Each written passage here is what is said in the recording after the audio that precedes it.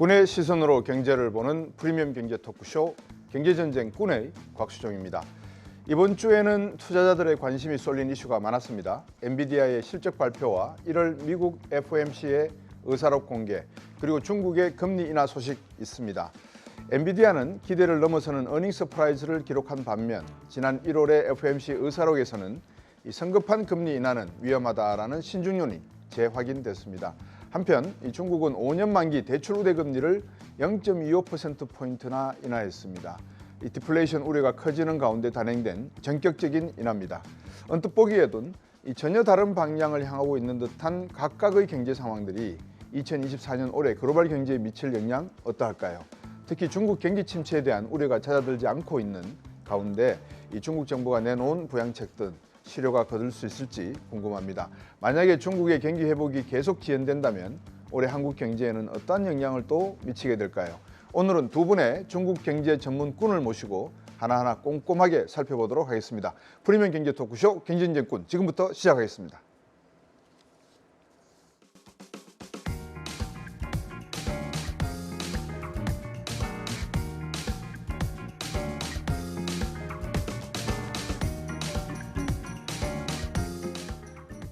초부터 이 중국 경제의 디플레이션 우려가 확산되고 있습니다. 이 부동산 경기 침체에 소비 위축까지 맞물리면서 좀처럼 경기 회복에 시동조차 걸리지 않는 상황처럼 보입니다.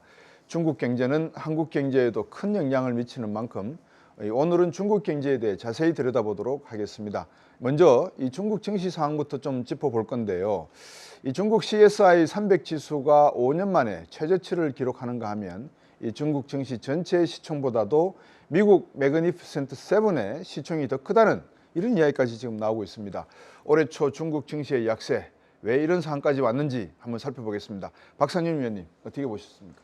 예, 최근 중국 증시의 하락, 최근에 좀 반등은 했지만 최근 보게 되면 한 3년 연속 지금 하락을 했고요. 네. 또 이제 홍콩 증시 같은 경우는 지금 올해까지 포함하면 한 4년 연속 지금 좀 하락을 좀 하고 있는 상황들입니다.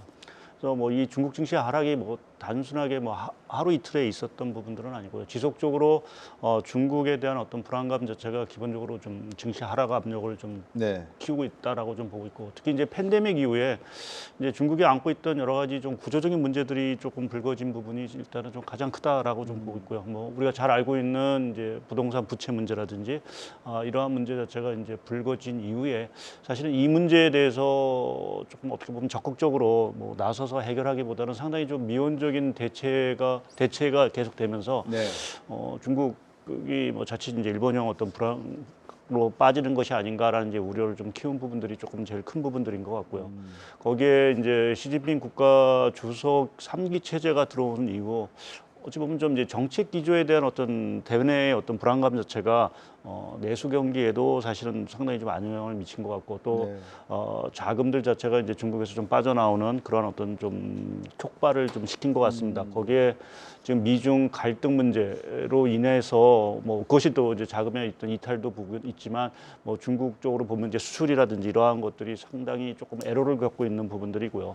반면에 그 과정 속에서 아시아 전반적으로 보면 인도 증시라든지 또 일본 증시로 또 자금이 나가고, 또 그러한 시장 자체가 상당히 좀 화랑을 걷다 보니까 사실은 상대적으로 중국 증시의 어떤 부진 자체가 상당히 좀 이어지고 있는 그러한 상황들이 아닌가 보고 있습니다. 네, 전민수 소장님 지금 화면에 나오고 있습니다만 이 중국 증시가 상당히 좀 둔화되고 있는 모습을 오랫동안 가져가다 보니까 중국 정부도 증시 안정기금을 마련하겠다, 증시를 리레이팅하겠다, 경기 부양책을 써야 되겠다라고 말씀은 하시는데, 방금 보시다시피 외국인들이 중국에서 탈중국을 해서 그 돈을 가지고 지금 니케이를 가고 있는 게 아닌가 하는 생각이 들거든요. 중국 정부의 역할, 기능, 지속성 또는 효과 어떻게 보십니까?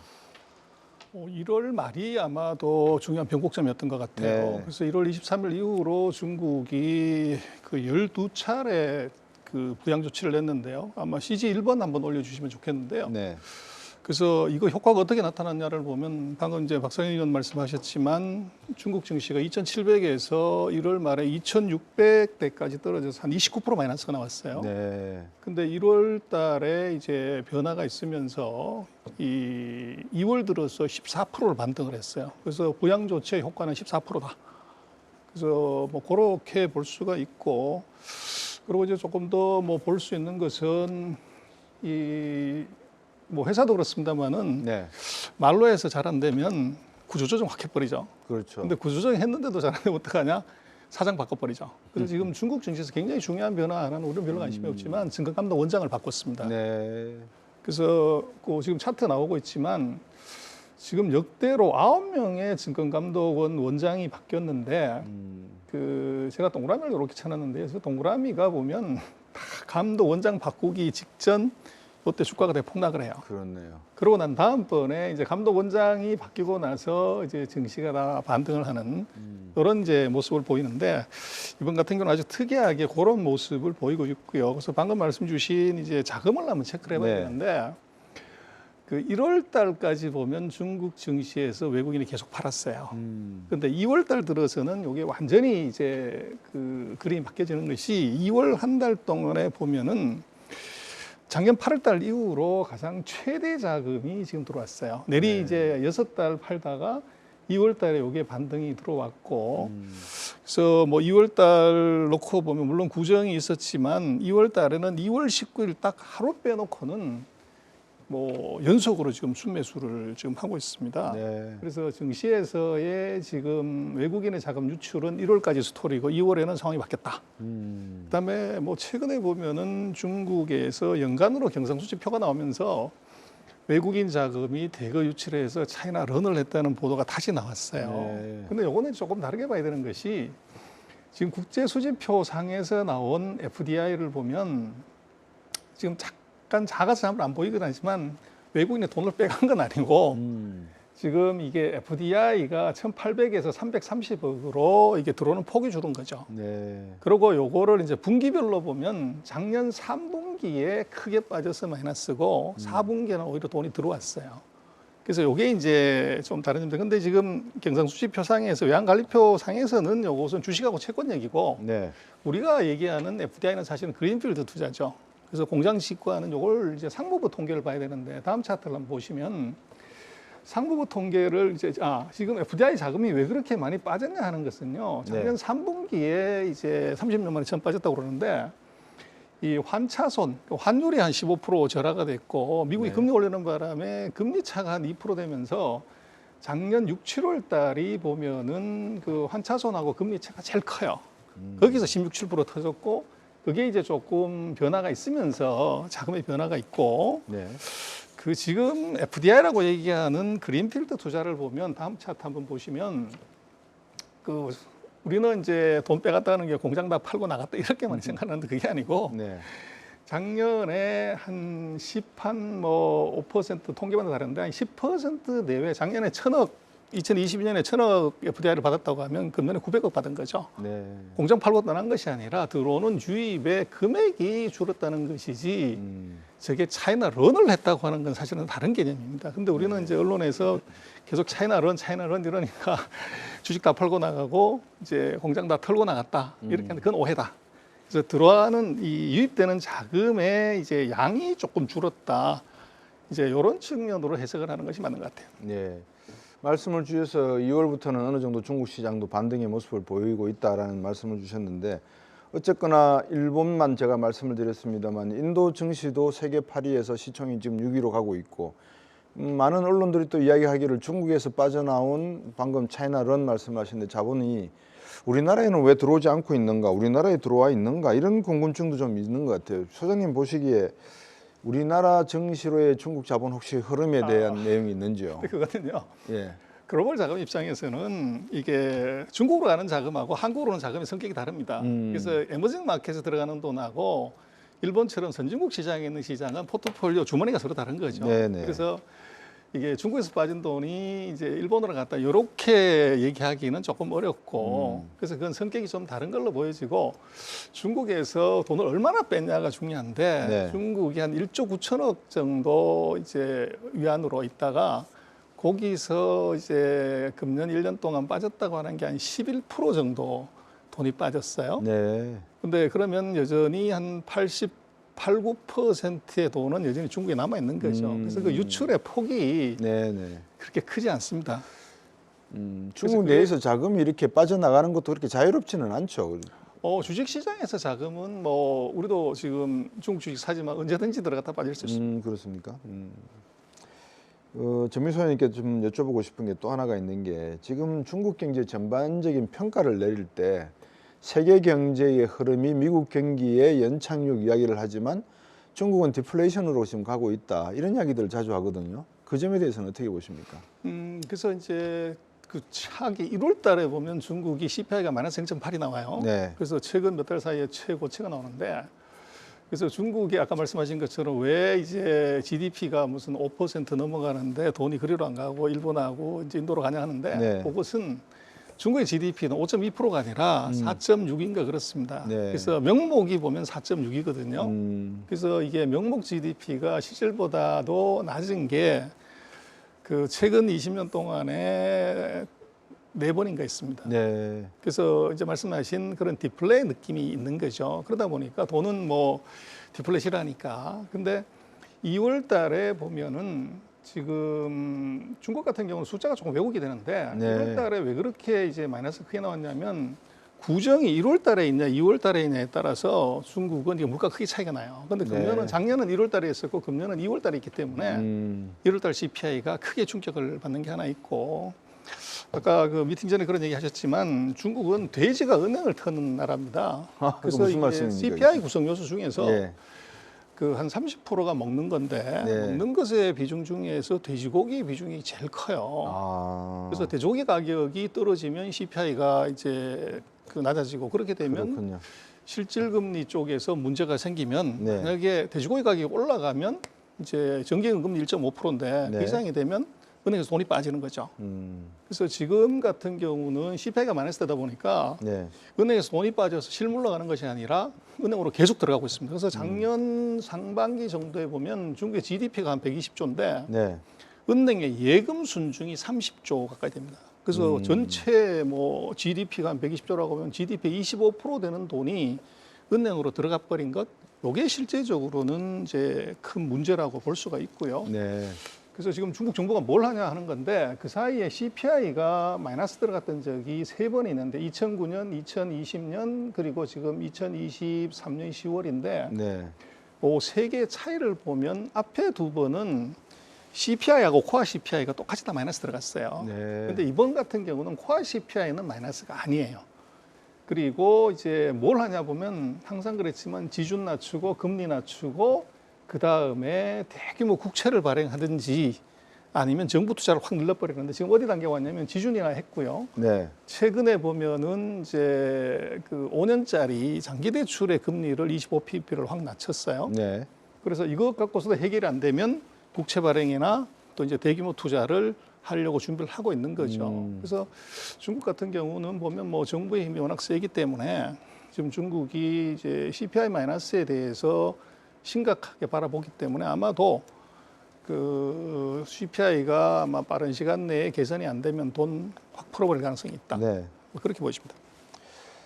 박상현 위원님, 지금 전민수 의원이 말씀 주신 내용을 보면 어느 정도 합리적인 설득도 가능합니다. 그런데 많은 분들이 이제 궁금하시는 것 중에 하나가 중국 경제가 수출 경제지 아직까지는 소비 경제는 아닌 것 같다. 그러면 이제 소비가 어느 정도 중국 경제의 성장을 뒷받침하거나 발목 잡는 것도 제한적일 것이고 결국 수출이 문제가 될 건데 일단 소비만 놓고 보면 말씀 주셨지만은 춘절이 있었지 않습니까? 우리나라와 같이 구정을 세니까 한 116조 원을 갖다 관광이나 아니면 여행하면서 소비를 했다 그러고 그런데 이 액수가 그럼에도 불구하고 코로나19가 나기 전에 비해서는 상당히 낮다는 이야기도 나오거든요. 그런 현상 속에서 중국인들의 소비 성량 위축 이것이 결국은 CPI 지수를 마이너스로 아니면은 저 CPI로 가져갈 가능성이 좀 당분간에 있지 않을까 하는 생각도 있거든요. 예, 저는 좀 우리 소장님께서 좀 약간 좀 긍정적으로 말씀을 하셨는데 네. 좀 중국을 보는데 뭐 사실 저도 이전에 좀 긍정적으로 봤다가 최근에 이제 중국 경기를 보면서 좀 불안감이 여전히 저도 네. 있는 부분이 말씀하신 대로 이제 소비라는 부분이 뭐 최근 뭐 하반기 지난해 하반기에 좀 살아난 부분도 있습니다. 뭐 자동차 소비라든지 이런 것들은 뭐 분명히 좀 살아난 부분들이 있고요. 네. 말씀하신 춘제 기간 동안에 여러 가지 여행 소비 이러한 것들은 살아났지만 지금 아무래도 이제 경기라는 게 보면 항상 보면은 그 심리인데 그 그렇죠. 심리 자체가 지금 중국이 그러면 살아났느냐라고 보면 소비자 심리 지수라든지 네. 또 주택 체감 지수라든지 이러한 것들을 보게 되면 여전히 바닥권에서 전혀 회복을 하지 못하고 있는 상황들입니다. 네. 지금 거기에 오늘도 이제 나왔지만 이제 부동산 쪽에서 이제 주택 가격의 하락세 이러한 것들은 계속되고 있는 상황들이고요. 네. 그러니까 그 얘기 자체는 이제 우리가 뭐 헝다 문제니 뭐 또 비구비한 문제가 터진 이후에 중국이 여하튼 이 부동산을 잡기 위해서 뭐 여러 가지 조치를 취했지만 네. 아직까지는 실효가 사실은 나온 부분들이 좀 없는 것 같고요. 최근에 뭐 은행들이 그 부동산 개발업체를 살리기 위해서 화이트리스트를 작성해서 한 80억 달러 정도 규모의 네. 자금을 대출해주고 또 말씀하신 대로 5년물 이제 모기지금리의 역할을 하는 이런 기준금리 자체를 내려준 부분은 뭐 주택 시장에 결국 이게 회복으로 가기보다는 사실은 하방 경직성을 키우는 정도 수준이 아닐까라는 쪽에 좀 생각을 좀 하고 있습니다. 네. 결국 수요가 살아나기 위해서는 뭔가 말씀드린 대로 경기라든지 고용시장, 뭐 결국 소득이 늘어나야 되는 그렇죠. 부분들인데 그 부분에 있어서 중국은 지금 약간의 좀 장애물이 상당히 있다라는 좀 생각을 하고 있고요. 특히 이제 고용과 관련돼서 우리가 중국 고용에 대한 지표를 정확하게 사실은 해석을 하기가 사실은 좀 어려운 부분들이 있는데 또 뭐 청년 실업률이라든지 이런 것들은 최근에 좀 발표를 중단을 했다가 다시 재개를 했지만 약간은 좀 데이터 부분이 네. 조금 차이가 나서 그것을 정확하게 판단하기는 어려운데 우리가 전상적으로 말씀드려서 지금 건설 경기는 상당히 안 좋으니까 취업이 안 될 거는 뻔한 네. 얘기고요.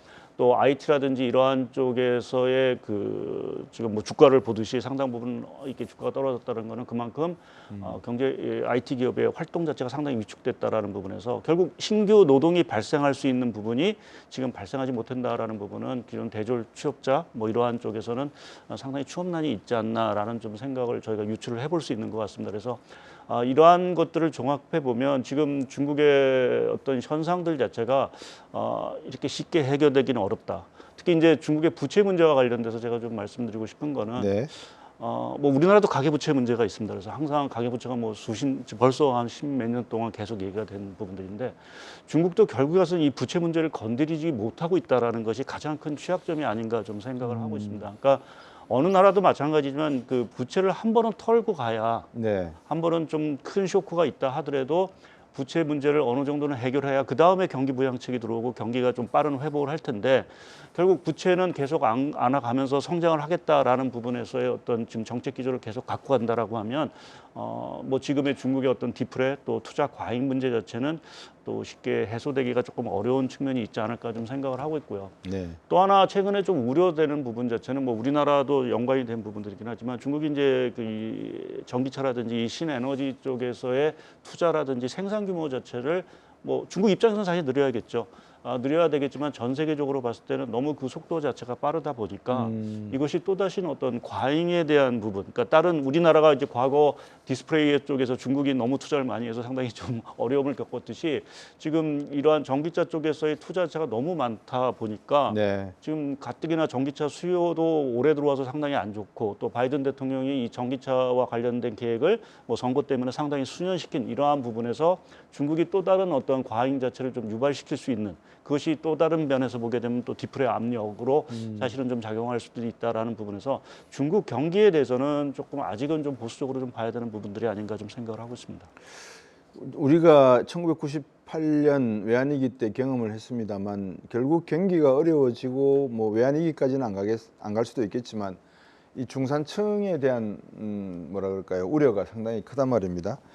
이 중국 중산층이 많이 지금 위태로움을 느끼고 있다는 증거가 사립유치원에도 안 보낸다는 이야기도 있고 뭐 뒤에서 다루는 시간이 있는지 모르겠습니다만 해외 이민을 가려고 하는 사람들이 뭐 회계사 할 거 없이 중산층의 높은 상층을 유지하는 전문 직종 사람들도 나오려고 한다 이런 이야기들이 나와요.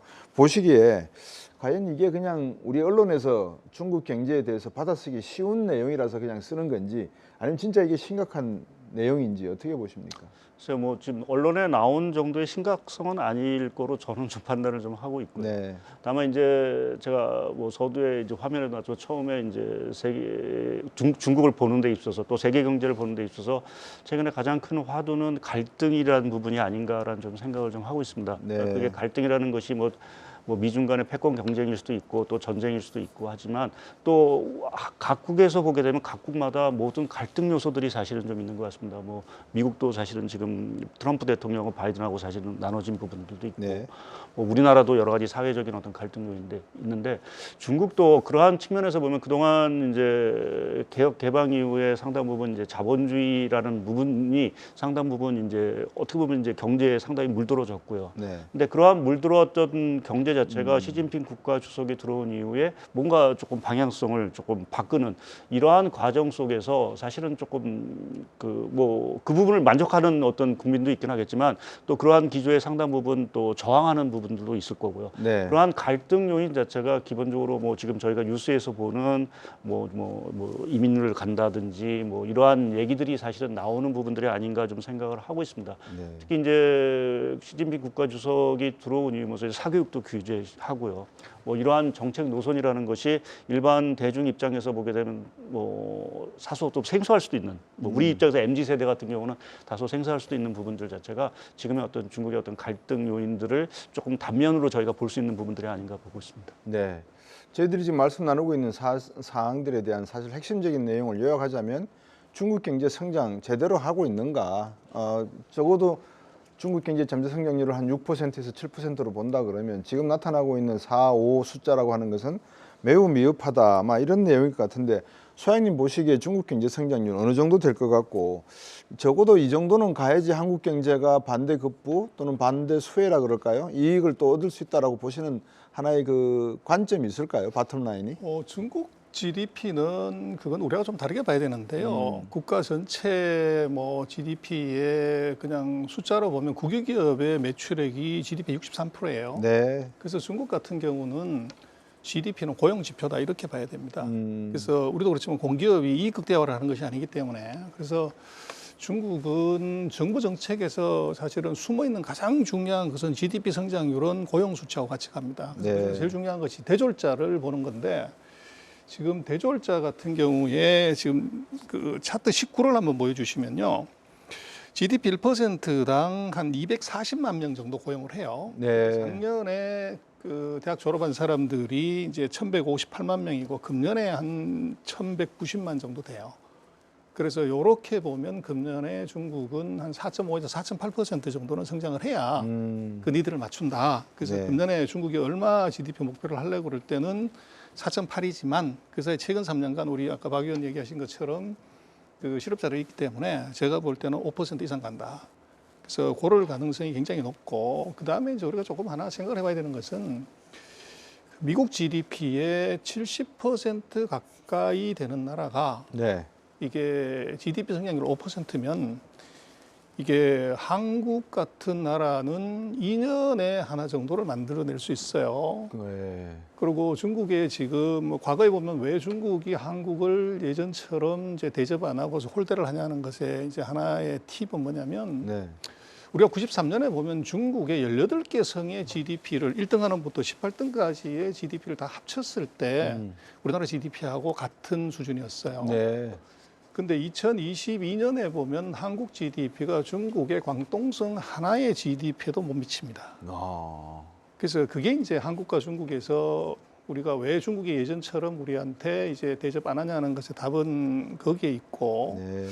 그래서 그 2년이면 한국만한 이제 GDP를 만들어낼 수 있는 나라의 이제 그 포텐셜을 우리는 조금 이제 너무 낮게 평가하는 그래서 그런 것의 시각을 전부 이제 미국 쪽에서 얘기하는 쪽으로 가다가 보니까 네. 이제 뭐 다 그렇습니다만은 잘 살면 쇼핑이고 못 살면 혁명인데 5% 뭐 4%를 하더라도 전 세계에서 4% 성장하는 나라에서 이게 혁명이 일어나거나 이게 중진국 감정이 빠진 나라가 있냐 이제 그걸 조금 우리가 생각해 볼 필요가 있죠. 그래서 지금 중국 경제라는 것이 이게 말기암이냐 네. 아니면 독감이냐 이것을 판단을 해야 되는데 그렇군요. 그것이 이제 지금으로 봐서는 말기암이라고 하면 증상이 나타나죠. 경제위기라고 그러면 주가금리 환율이 대폭락을 해야 되는데 그렇죠. 중국 같은 경우는 주가금리 환율이 뭐 작년 7월 달부터 뭐 그렇게 난리가 났지만 환율의 대폭락이나 금리의 폭등이나 주가의 폭락이 별로 없어요. 그래서 조금 우리가 우려는 할 수 있지만 그 우려가 조금 과장된 게 있다 그렇게 보십니다. 보통 우리가 이제 경제 이야기를 하게 되면 시장 경제 체제를 이야기하면서 시장의 기업, 가계 여러 가지 역학적 관계를 고민을 하는데 이 중국 경제를 이야기하려 그러면 아무래도 앞에서 말씀드렸다시피 양회라든지 정부가 내놓는 정책을 예의주시해야 될 필요가 있는 것 같아요. 아마 3월 달에 양회가 열리는 걸로 알고 있는데 이 지난 20일인가요? 우대금리 0.25%포인트 낮췄지 않습니까? 부동산 경기가 가장 양해에서 어떤 대책을 내놓을지 관심거리고, 왜냐하면 거기에 그림자 금융이라고 하는 또 다른 하나의 내관이 있으니까 우리 전미 소장님 보시기에 3월 달에 양해 정책 내놓을 건가, 부동산 정책 내놓을 건가, 내놓는다면 과연 효과는 있을 것인가 어떻게 보십니까? 차트 20 한번 보여주시면 좋은데요. 지금 중국이 아까 우리 박 의원님 얘기하셨지만 그 사이 최근 3년 동안 중국 경제가 왜 이렇게 나빴냐, 실업률이 왜 높았냐는 공동부유라고 하는 정치 아젠다를 내면서 여기 너무 함몰돼서 공동부유의 적이 부동산, 플랫폼 기업, 이제 사교육 업체 이걸 보통의 경우는 이제 보시면 저 차트에서 보시면 부동산 경기가 1년에서 1년 반 정도면 이제 바닥을 치고 가야 되는데 이번 같은 경우는 특이하게 2021년부터 시작을 해서 내리 3년 동안 규제를 해버렸어요. 그러네요. 그러다 보니까 이것에 이제 효과가 큰데 지금 자세히는 안 보입니다만 저기 오른쪽에 노란 색깔로 이렇게 표시가 된 게 중국의 부동산 정책 작년 7월 이후부터 낸 겁니다. 그래서 지금 중국이 최근 3년 동안 묶어놨던 모든 규제 싹 다 풀었습니다. 아까 우리 박 의원 얘기하셨지만 이제는 부동산 회사한테 3년 동안 부도난 이유는 대출해 주지 말라였는데 지금은 대출 우선적으로 해줘라. 네. 그리고 방금 말씀하신 이제 그 우대금리 인하는 1년짜리는 그냥 두고 5년짜리만 25bp를 혹 낮췄어요. 그래서 1년은 이제 보통 일반 대출을 얘기하는 것이고 5년은 부동산 대출인데 요게 이제 중국 정부가 내가 지금 신경 쓰고 있는 것이 뭐다는 걸 확실하게 시장한테 시그널을 준 거라고 보여져요. 그래서 중국 같은 경우는 이게 시장 그 금리가 시장화 안 되기 때문에 우리 한국이나 미국처럼 우리는 금리를 내리면 바로 영향을 받지만 중국은 만성적인 자금 수요 초과 상태이기 때문에 금리는 그냥 시그널 이펙트고 실제적으로는 이제 대출의 양을 얼마나 늘렸냐 요게 더 중요합니다. 그래서 중국 같은 경우를 보면 금년 1월 달에 보면은 그 대출을 이제 할당을 하는 것을 보면 최근 몇 년 사이에 사상 최대로 많이 늘렸어요. 네. 그래서 제가 볼 때는 오히려 중국이 그 장기 금리를 낮췄다는 것보다는 1월 달에 그 대출 총액을 사상 최대로 늘렸다는 것이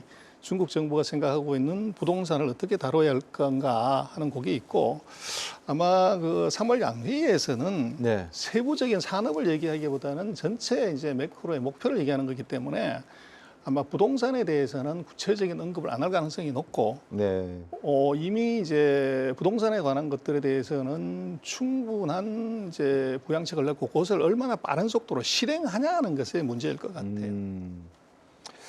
박상현 의원님, 지금 전미 소장님 말씀을 듣고 보면 3중전회에서 어떤 경기 부양책에 대한 뭐 전격적이라 그럴까요? 뭐 그거는 아닐 것 같다. 이미 어느 정도 진행이 되어 오고 있고 그 연장선상에서 통화정책이나 재정정책을 펼칠 것 같은데 지난번에 20기 중앙당 그 중앙위원회 3차 회의 그것도 그렇고 그다음에 20기 3중전 회의 이것도 지금 계속 연기가 되고 수년이 되고 있단 말입니다. 도대체 무엇이 문제가 되길래 이런 중요한 회의들이 오히려 치면 이제 국회 택인데 이런 회의들이 연기가 되고 지연이 되고 있는지 혹시 내용 좀 알고 계십니까? 예, 아니 저보다 자세한 내용은 아니고 뭐 추측을 좀 해보면 이런 중국이 정책적으로 뭔가 좀 강한 정책을 내놓기가 좀 쉽지 않지 않냐라는 좀 저는 생각을 좀 해봤고요. 그러니까 뭐 대외적으로 뭐 1월 달에 대만 뭐 총선도 있었고.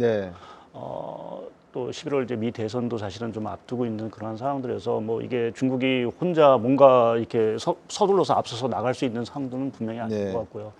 또 금리라든지 이러한 정책에 있어서도 사실 미 연준이 뭐 여전히 고금리를 사실은 5.25의 고금리를 유지하고 있는 상황에서 중국이 먼저 뭐 선제적으로 뭐 5년물 금리를 내렸지만 미 연준의 금리와 비슷한 1년물 금리에 대해서 손을 대기도 사실 조금 어려운 부분, 그러니까 금리 격차라는 부분 자체가 더 벌어질 수 있는 부분은 또 다른 또 어떤 부작용을 낮출 수 있다라는 부분에서 조금 그러한 정책에 좀 신중할 수밖에 없는 부분들이고요.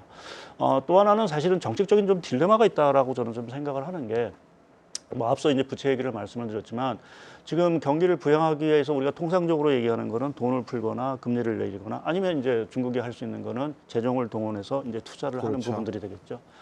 근데 과연 이 지금 돈을 다시 풀어서 투자를 하는 게 과연 맞는 것인가라는 부분. 그러니까 지금 아직도 그 우리가 뭐 부채 얘기를 하지만 일부에서는 그림자 부채가 지금 알려진 부채보다 사실은 비슷하다, 더 많다라는 이러한 상황들에서 계속 돈을 더 풀어서 단기적으로 부양은 할 수 있기는 하겠지만 그것이 또 다른 또 부채를 쌓아놓는다라고 하면 뭐 지금 아픈데 좀 고름 있는 데를 더 깊게 하는 이러한 좀 부작용이 있어서 지금 그러한 부분에서 뭐 대외적인 여러 가지 환경 또 대내적인 지금 환경이 뭔가 부양 자체를 이전처럼 뭔가 강하게 할 수 있는 그러한 것들이 지금 될 수 없는 상황들 자체로가 지금 몰려 있기 때문에 네. 좀 과거와는 다르게 뭐 이러한 경제정책 회의가 뭐 이미 작년에 끝났어야 되는 회의 자체가 아직도 열리지 않고 물론 이제 다음 주에 전인데 이제 양회가 이제 3월 초에 열리기 때문에 다음 주에 열릴지 모르기는 하겠지만 그러한 어떠한 중국의 지금 좀 뭐랄까요 뭐랄까요 좀 딜레마인 상황들 자체가 예, 이러한 지금의 어떤 상황들을 좀 유발시키지 않고 있나 보고 있습니다. 근데 그 와중에 지금 신장 윗구르 쪽에 노동자들을 이용해서 착취했다는 거죠. 포르쉐라든지 폭스바겐 이런 수입 자동차에 대한 중국산 부품을 산 회사들에 대해서 규제를 하려고 하고 있고 IR 법안이나 뭐 칩스 법안 관련해서도 상당한 뭐 혜택을 준다기보다도 오히려 제약을 가하고 있는 상황인데 어떻게 보십니까? 이런 상황들이 미중 간의 어떤 해법 찾기 또는 중국 경제가 해법 찾기 하는 데 도움이 되는 걸까요? 아니면 장애물이 될까요? 어떻게 보십니까? 뭐 당연히 장애물이 될 거로 좀 보고 있고요. 그러니까 지금 말씀드린 대로 11월 대선 이전까지 사실 또 누가 파트너가 될지도 모르는 상황에서 중국이 이 뭔가 정책적인 행보를 뭐 먼저 하는 거는 사실은 좀 쉽지 않은 상황들로 좀 보고 있고요. 여러모로 사실 중국이 저는 좀 그래서 좀 지금 뭐 헤쳐나가기가 어려운 좀 상황에 좀 처해 있는 부분들이 아닌가. 그러니까 뭐 서둘러서 미국과의 관계 개선에 나서기도 사실은 좀 어려운 부분들이고 또 자체적으로 내수를 여하튼 부양시키기 위해서 뭐 자금을 부여하기도 사실은 좀 어려운 뭐 이러한 상황에서 뭐 좀 미국의 규제 자체는 계속 들어오고 있는 상황들이죠. 그리고 최근에 좀 드는 생각은 일본 증시 자체가 뭐 사상 최고치 내리를 좀 하고 있습니다. 인도 증시도 이제 사상 최고치 내리를 하고 있는데. 사실은 우리가 알고 있는 일본이나 인도라는 거는 지금 미국의 전략으로 보게 되면 사실 프렌드 쇼올링 국가입니다. 그렇죠.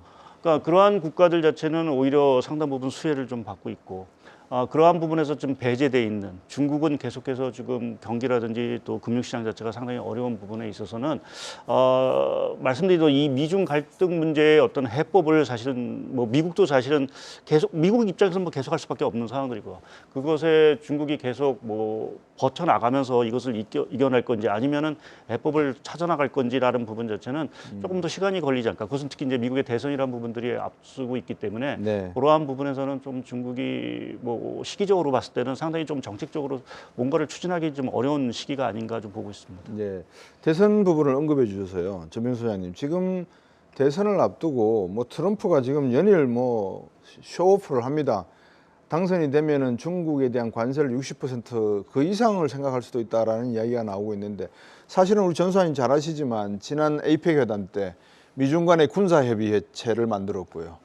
또 미중국 간의 금융협의체를 만들어 가지고 이 수면 아래에서는 오히려 미국과 중국 간의 경쟁 관계가 아니라 미국의 노하우, 경제 문제에 대한 해법을 어떻게 찾아가는 것이 문제 풀이의 실마리가 될 것인가를 지금 서로가 논의하고 있는 거 아닌가 저는 이 생각을 하고 있는데 이 부분에 대해서는 어떻게 보십니까? 지금 미국에서 얘기하고 있는 방금 말씀하신 포르쉐 이슈라든지 또 뭐 보복관세 60%라는 것은 이것은 선거용 어떻게 보면 말폭탄이다 이렇게 봐야 될 것 같아요. 그래서 뭐 미국에서 포르쉐가 도대체 몇 대 팔리는 거냐, 그게 정말로 그 팔고 있는 부품이 중국 경제에 얼마나 영향을 미치냐, 그건 아주 마이너스 이슈고요.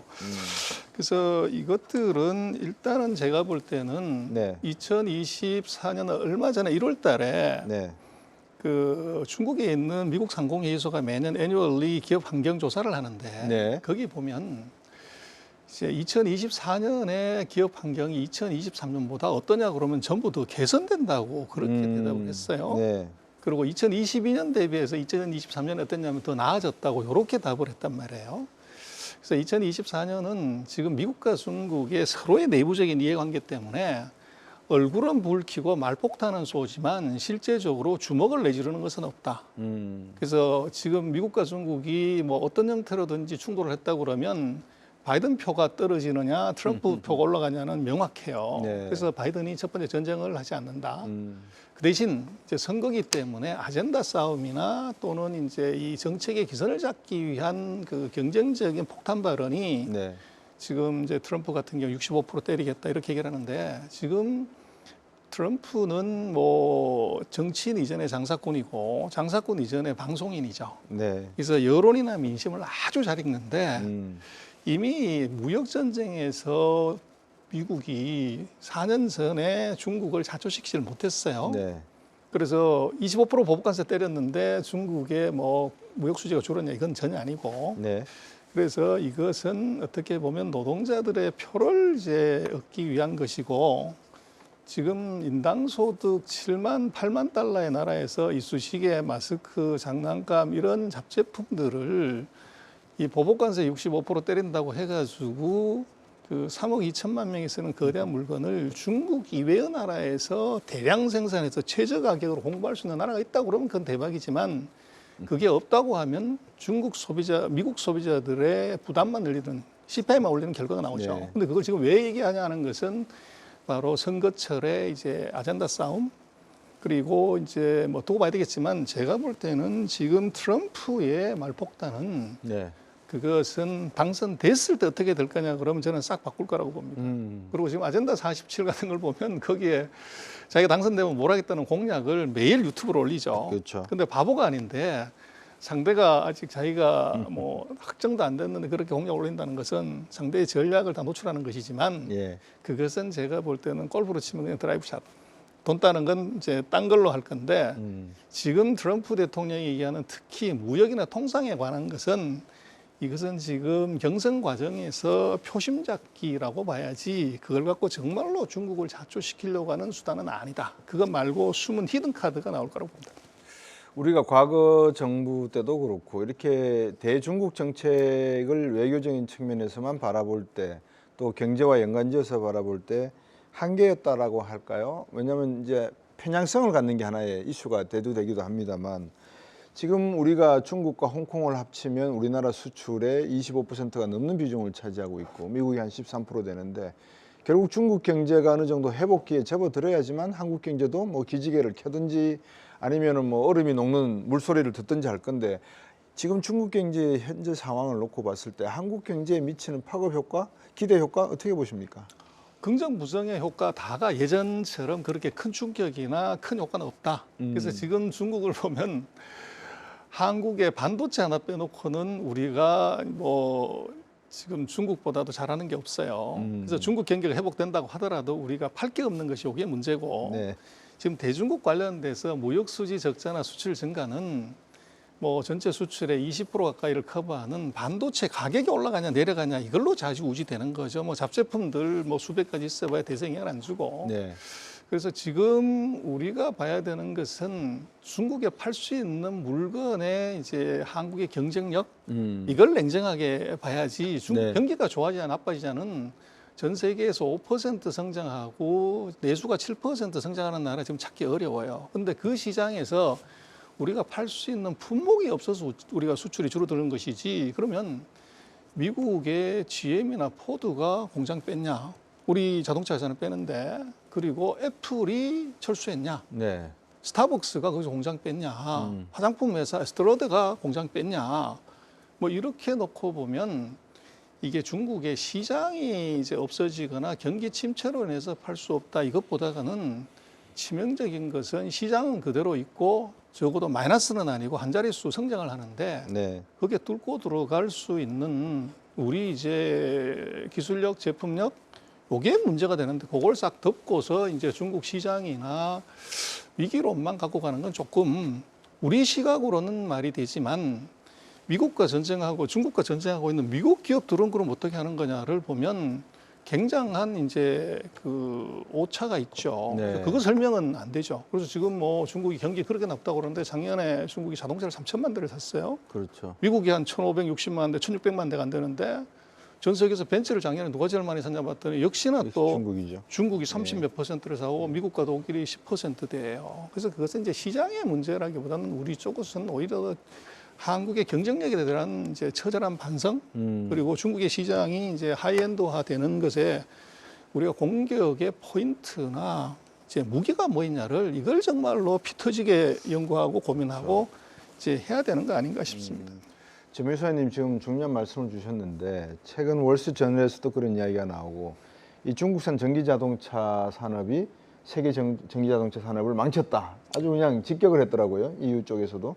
이 부분에 대해서는 그러니까 뭐 전기차뿐만이 아니라 많은 뭐 소프트웨어도 그렇고 화웨이도 그렇고 탄센트도 그렇고 배터리 산업도 그렇고 중국이 국제질서 사회에 2010년도 WTO 가입으로 들어오고 난 다음에 이 편입대에 들어와서 질서를 안정시킨 게 아니라 굴러온 돌이 박힌 돌을 빼내는 형국으로 가는 것처럼 세계 선진국들이 지금 중국과 경쟁이라는 표현보다 좀 거친 표현, 패권 다툼 또는 뭐 길들이기 이런 현상들을 보이는데 우리 박 의원께서는 이 문제는 어떻게 보십니까? 예, 뭐 중국이 엄청난 이제 저임의 노동력을 가지고 뭐 저가 공세를 한 부분은 분명히 있고 그것이 뭐 한편에서 보면 전 세계적으로 물가를 우리가 안정으로 갈 수 있었던 하나의 원동력이고 그렇죠. 또 한편에서 보게 되면 말씀하신 대로 여러 가지 교란 요인도 있긴 한데요. 뭐 그 과정 속에서 제가 앞서 이제 소장님께서 말씀하신 부분을 저도 이제 100% 거의 동의하는 부분들인데 결국 우리가 지금 중국과의 그 연간 무역 수지 자체가 그림 그 CG 3번을 보시게 되면 지난해 연간 무역 수지가 처음으로 적자를 보였습니다. 네. 그게 단순하게 중국이 안 좋아서 적자를 보인 거냐라고 생각해 보면 냉철하게 생각해서 말씀하신 대로 우리가 팔 수 있는 게 별로 없다. 네. 반도체는 뭐 여하튼 미국의 어떤 규제 이러한 것들로 인해서 조금 어려운 부분들이 있긴 하지만 나머지 부분에서 저희가 팔 수 있는 것들이 이제 점점 줄어드는 부분들이 아닌가 좀 생각을 좀 하고 있고요. 또 그림 그 CG 5번을 보여주시게 되면 사실 우리가 주로 중국에 판다라는 것이 대부분 이제 중간재하고 자본재였습니다. 그렇죠. 근데 그 중간재 자본재마저도 이제 우리가 중국의 경쟁력에 이제 밀려서 오히려 중국산 제품을 수입을 해올 수밖에 없는 이러한 상황을 갖는다는 거는 그만큼 지금 중국과의 관계에 있어서 우리가 새로운 좀 단계로 사실은 나가야 되는 그러니까 우리 스스로의 지금 경쟁력을 키워서 중국을 이겨야 되는 방법을 좀 찾아야 되는 것 같고요. 그게 어떤 산업이 될지라는 부분을 조금 봐야 되는 부분들이 있는 것 같습니다. 최근에 좀 뉴스가 되는 게 그 중국의 전자상거 거래죠. 알리하고 테무가 네. 한국에 들어오면서 지금 이 상거래 시장의 점유율을 엄청나게 지금 뺏어가고 있습니다. 그래서 상당히 이제 우리나라 소상공이라든지 이러한 쪽에도 상당히 이제 자칫하면 위협이 될 수 있는 부분들인데요. 근데 그거는 사실은 이제 저가고 소비자들이 그러한 부분 제품에 만족을 하기 때문에 그렇죠. 사실은 그걸 사는 걸 갖고선 저희가 뭐라고 할 수 있는 부분들은 분명히 아니다. 네. 그러니까 우리가 점점 더 이 경쟁력에서 사실은 밀려가고 있다라고 좀 봐야 될 것 같고요. 그 과정 속에서 뭐 지금 이러한 경쟁력이 됐을 때 다 전 세계적으로 다 피해를 보는데 근데 우리나라 주가는 지금 하나도 사실은 올라가지 못하는 이러한 상황에서 일본하고 독일도 사실은 중국의 어떤 수출을 팔고 하는 그렇죠. 교육 관계가 많은데 독일마저도 지금 주가가 사상 최고치를 가는 이러한 흐름들 뭐 차트에도 나오고 있지만 미국 주식 그 나스닥과 중국 상하이 주식 그 가운데 우리나라가 딱 끼어서 네. 옴싹달싹하지 못한다라는 이 어떤 신너클래커 상황 자체는 단순히 어떤 중국의 어떤 경기 불황 뭐 이러한 것 중국의 리스크를 탓하기보다는 우리 스스로 지금 뭐를 잘하고 뭐를 못하고 있는 부분을 조금 냉철하게 지금 판단을 해야 되는 시기가 아닌가 좀 그런 생각을 좀 해봤습니다. 예, 참 중요한 대목을 우리 전병수 소장님하고 박사님께서 지적을 해주셨는데 결국은 우리가 중국과의 경쟁 관계가 시작이 됐을 때 로우엔드 제품을 가지고 경쟁을 하다가 이제 중국이 어느 정도 자본을 모으고 과학 기술을 발전시키면서 미들엔드 제품과 하이엔드의 끝자락 부분을 이제 치고 들어오는 과정. 결국 전기 자동차도 우리나라에 판매를 한다면 우리나라 자동차보다도 반값에 나올 수 있는 가능성. 이런 모든 것들이 하나의 위험 요인도 되고 우리로서는 이대로 가면 안 되겠다, 각성을 해야 되겠다라고 하는 하나의 촉매제도 될 것 같은데 어떻습니까, 전민수 소장님? 지금 우리가 조선도 그렇고 중간재, 자본재 모든 측면에서 중국의 경쟁력이 떨어진다고 했을 때 우리가 그래도 반도체 외에 무엇이 그러면 중국에 비해서 조금 나은 부분이 있다면 지금부터 어디에 신경을 써야 될까? 어떤 산업이 좀 나았다고 보십니까? 중국을요. 그게 이제는 중국이라고 보지 말고 네. 중동으로 보면 됩니다. 그래서 우리가 작년에 대미 흑자가 많이 나서 네. 대중적자를 상쇄를 시킨다. 뭐가 고팔았냐면 이제 자동차하고 배터리하고 네. 이제 반도체죠. 예. 그래서 소비자가 왕입니다. 그래서 우리가 조금 생각해 봐야 되는 것은 일본한테서 우리가 최근 40년 동안 무역 흑자가 한 번도 낸 적이 없어요. 그렇죠. 그리고 중국한테는 아까 우리 박사님 의원이 하셨지만 30년 동안 흑자 내다가 작년 한 해 딱 적자가 났어요. 네. 그런데 사는 사람이 갑입니까? 파는 사람이 갑입니까? 사는 사람이 갑이죠. 그래서 사는 지금 사람이 중국에서 우리가 적자를 냈다는 것은 그렇죠. 발상의 전환을 하면 우리가 갑이 됐다는 얘기로 봐야 돼요. 그래서 꼭 중국에서 흑자를 내야 되냐? 그게 아니라 중국에서 사다가 이거 미국하고한테 유럽한테 팔아서 흑자 내면 되는 것이지 중국한테서 적자 났다고 그렇게 애통해하고 할 일은 아니다. 네. 그래서 대신 이제 지금 반도체나 전기자동차, 배터리에서의 문제는 이게 원자재를 반도체는 40%, 전기차 배터리는 80%를 중국에서 가져와요. 네. 이게 어긋나게 되면 대미 흑자가 바로 이제 적자로 돌아설 수 있는 리스크가 존재한다는 겁니다. 그래서 중국에 대해서는 중공처럼 관리하는 것이 맞고, 그다음에 우리가 조금 이제 안타까운 것은 아까 말씀하신 이제 박사님 의원은 일본으로 돈이 그렇게 몰려가고 인도로 가는데 왜 우리는 돈이 안 오냐? 네. 제가 볼 때는 뭐 장부 가치를 올리고 배당을 높이 이게 중요한 게 아니고 물은 높은 데서 낮은 데로 흐르지만 돈은 낮은 데서 높은 데로 흐릅니다. 성장률이 낮은 데서 높은 데로 높은 금리가 데로. 낮은 데서 높은 데로 가는데 그렇죠. 우리나라 GDP 성장률 1.4. 음. 근데 일본이 2. 그래서 우리가 보면 외국인이 왜 안 오냐 하는 것은 뭐 거기에 반도체를 잘하는 이것이 아니라 글로벌 어셋 알로케이션 느낌으로 보면 전 세계 평균을 못하는 성장률을 가진 나라에서 포트폴리오 빼서 그보다 높은 나라에 투자하는 것은 그건 뭐 당연히 바꿀 수가 없어요. 그래서 지금 우리 주가 하락이나 외국인 매수세 약함은 그거 해결하고 싶으면 성장률을 이걸 3% 이상으로 올리면 간단하게 해결이 됩니다. 근데 그걸 안 올리고 나서 우리가 반도체, 배터리 이걸 잘한다고 하더라도 글로벌 어셋 알로케이션에서는 그것이 먼저 컨트롤 알로케이션을 먼저 하기 때문에 우리가 안 되는 것이고, 그리고 지금 자동차나 전기차 같은 경우도 마찬가지지만 중국이 배터리라고 하는 것을 무지 이제 생산하면서 거기에 원자재 산업을 대량으로 개발해 줬기 때문에 우리는 거기서 사실은 배터리를 원자재를 수입하는 수혜를 사실은 보는 거죠. 그렇죠. 근데 지금 우리가 주의해야 되는 것은 중국이 작년에 890만 대, 900만 대 가까운 전기차를 생산하면서 이미 중국은 전기차에서 규모의 경제를 만들었습니다. 그렇겠죠. 생산량이 2배가 되면 원가가 33% 떨어지기 때문에 그렇죠. 그 원가 경쟁력에서 중국에 갇힌 이미 생산력, 기술력, 시장력을 이것을 이제 너무 낮게 보면 우리로서는 이제 굉장히 큰 실수를 할 가능성이 높다. 그렇게 보십니다.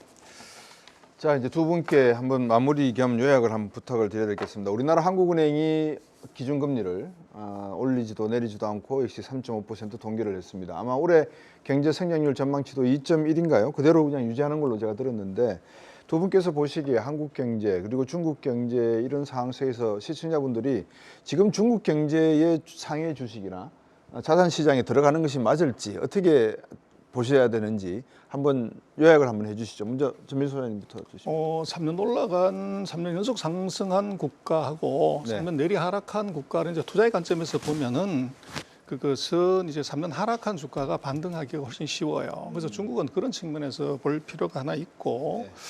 그다음에 이제 한국 같은 경우는 이제 뭐 우리가 여러 가지 얘기를 하지만 이 세상을 주도하는 것이 반도체하고 지금 전기차예요. 그렇죠. 그런데 그 두 가지에서 한국이 전 세계에서 이제 뭐 2등 이제 이 정도를 하고 있기 때문에 뭐 주식이라는 것은 강아지하고 같아서 산보 나간 앞으로도 가고 뒤로 가는 것이 절대 같이 가지 않습니다. 그래서 한국 산업에 대해서 너무 비관적인 시각 이걸로 보는 것은 좀 과하다. 좋은 것은 일본이 저렇게 아무것도 없는데 환율이 40, 50% 올라간다고 그래서 갖고 간 것이 정말 저게 경쟁력 보고 간 거냐 아니면은 이제 환율 효과냐 그러면 결국은 한국 기업이 지금 실력이 있는 거라고 하면 저거는 반드시 돌아올 때가 있다. 그러나 그 기간까지는 조금 우리가 너무 자기 비하하지 말고 네. 조금 이제 침착하게 보고 있으면 기회는 올 거 아닌가 싶습니다. 긍정의 힘을 말씀을 주셨습니다. 우리 박상현 위원님.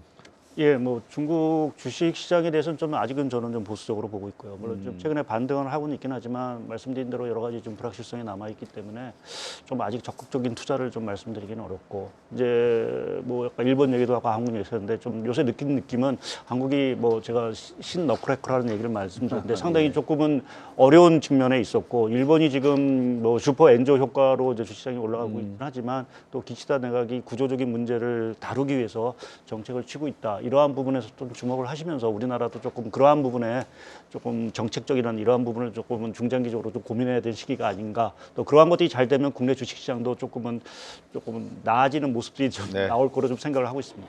늘 이상과 현실의 문제가 딜레마로 비춰지는 오늘의 현실인 것 같습니다. 오늘 귀한 말씀 나눠주셔서 감사합니다. 감사합니다. 이 글로벌 1, 2위를 다투는 경제 대국인 미국과 중국의 이 경제 규모의 격차가 지난해 더 벌어졌다고 합니다. 미국 경제는 연착륙 가능성이 높아지면서 증시도 호황인 반면에 이 중국 경제는 침체 우려로 자본마저 빠져나가는 상황이라고 지적이 되고 있습니다. 문제는 대한민국 우리 경제입니다. 미국과 중국 G2의 격렬한 패권 전쟁 상황에서 고래 싸움에 새우등이 터질 것이냐 아니면 어부지를 얻을 것이냐는 전적으로 우리의 대응에 달려 있다고 보여집니다. 미중 사이에서 악영향은 줄이고 수혜는 높일 수 있는 현명한 줄다리기 방법을 찾아내는 올해가 되기를 기대해 보겠습니다. 다음 주 금요일 오후 5시 30분에 돌아오겠습니다. 시청해 주신 여러분 감사합니다.